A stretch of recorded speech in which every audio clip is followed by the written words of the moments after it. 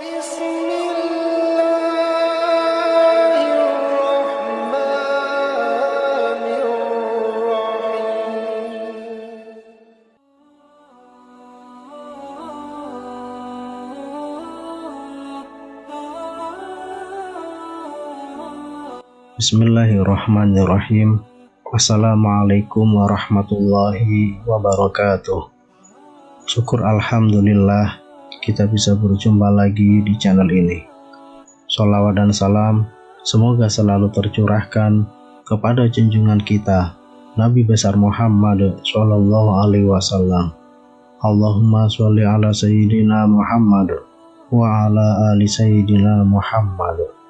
Harapan dan doa saya untuk saudaraku semua yang menonton video ini, semoga saudaraku semua selalu diberikan kesehatan oleh Allah, dimudahkan segala urusannya, dilapangkan rezekinya, dan diampuni segala dosanya.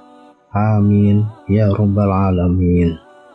Sahabat beriman yang dirahmati Allah, kita semua pasti memiliki rasa cinta, karena cinta merupakan fitrah manusia.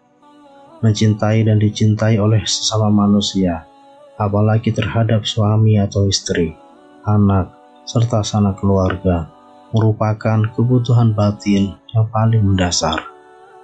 Terlebih lagi, jika kita mampu mencintai serta dicintai oleh pencipta semua makhluk di muka bumi ini, yaitu Allah Subhanahu wa Ta'ala.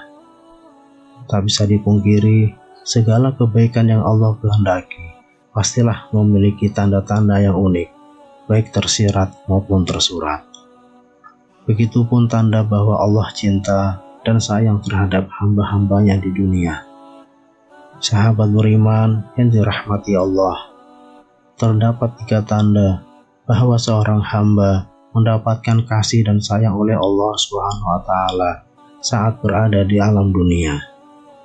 Tanda-tanda tersebut adalah: yang pertama, Allah Subhanahu wa Ta'ala membalaskan keburukan hamba tersebut secara langsung di dunia, agar nanti ia terlepas dari balasan Allah di akhirat. Rasulullah Shallallahu Alaihi Wasallam pernah bersabda, apabila Allah menghendaki kebaikan kepada seorang hambanya, maka Allah akan mempercepat balasan kesalahannya di dunia. Dan sebaliknya, apabila Allah menghendaki keburukan kepada hambanya, maka Allah tidak membalas perbuatan dosanya di dunia, hingga kelak Dia membalasnya nanti di hari kiamat. Hadis riwayat Tabrani. Itulah tanda pertama yang mana Allah berikan kepada hamba kecintaannya. Dia mempercepat balasan keburukan hambanya tersebut, agar manusia tersebut segera bertaubat dan memperbaiki kesalahan yang ia telah berbuat. Namun sebaliknya, bagi orang yang dibenci oleh Allah, ia akan dibiarkan saja bergelimang dalam lumpur dosa dan terus-menerus bermaksiat hingga lupa dan lalai selama berada di dunia. Oleh sebab itu, sudah sepatutnya seorang mukmin selalu menerima segala bentuk kesusahan yang ia terima di dunia dengan ikhlas dan ridho. Mungkin saja itu merupakan hukuman dari Allah akibat kesalahan kita, sekaligus bagi bahwa Dia mencintai hambanya agar kita segera insya Allah bertaubat. Karena sesungguhnya balasan Allah di dunia sangat tidak sebanding dengan balasan Allah nanti di akhirat.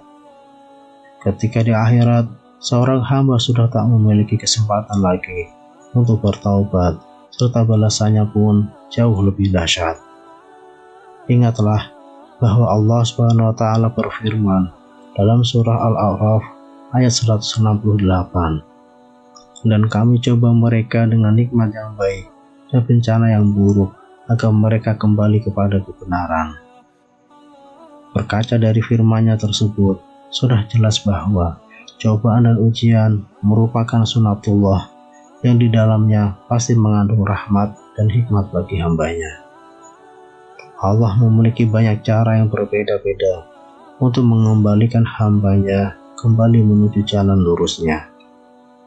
Sahabat beriman yang dirahmati Allah, Kemudian tanda yang kedua adalah Allah Subhanahu wa Ta'ala bukakan hatinya dan mengisinya dengan keyakinan yang kuat dan kokoh. Rasulullah Shallallahu Alaihi Wasallam bersabda, apabila Allah Subhanahu wa Ta'ala menghendaki kebaikan pada diri seseorang, niscaya Allah akan bukakan kunci hatinya dan mengisinya dengan keyakinan dan kepercayaan yang kokoh. Allah jadikan hatinya waspada akan lika-liku kehidupan yang ia jalani. Allah Subhanahu wa Ta'ala jadikan hatinya sehat sejahtera dan lidahnya berkata benar dan perilakunya lurus, serta Allah Subhanahu wa Ta'ala jadikan telinganya mendengar dan matanya melihat. Hadis riwayat Abu Asy'ah dari Abu Dzar. Melalui hadis Nabi SAW tersebut, sudah jelas bahwa hamba yang Allah Subhanahu wa Ta'ala bukakan hatinya, ia akan memiliki tingkah laku yang lurus, baik dari ucapan dan perbuatannya. Hamba tersebut akan berhati-hati menjalani hidupnya, agar tidak terpeleset ke jurang penuh dosa dengan sedapat mungkin menghindari perilaku-perilaku yang tercela. Lalu, adakah dalam diri kita ciri-ciri tersebut? Jika iya, maka itulah tanda cinta Allah Subhanahu wa Ta'ala pada kita. Subhanallah. Kemudian tanda yang ketiga, Allah Subhanahu wa Ta'ala berikan pemahaman terhadap agama Islam hingga mampu menghayati dan mengamalkannya menjadi sebuah cara hidup yang sempurna. Rasulullah Shallallahu Alaihi Wasallam bersabda, barang siapa yang Allah kehendaki kebaikan atas dirinya, maka pastilah Allah anugerahkan pemahaman akan agama. Hadis riwayat Bukhari. Apabila Allah Subhanahu wa Ta'ala kehendaki kebaikan akan seorang hambanya, maka Dia akan memberikan pengetahuan untuk memahami ajaran agama Islam, hingga ia mampu hayati dan mengamalkannya di dalam kehidupan. Seorang mukmin yang diberikan pemahaman tersebut tentu tidak akan pernah menjual akidahnya hanya demi kesenangan dunia yang hanya sementara saja. Hamba tersebut tak akan silau dan cinta terhadap dunia hingga melupakan bagiannya di akhirat. Justru ia akan selalu tunduk dan patuh pada perintah Allah dan menjauhi segala larangannya.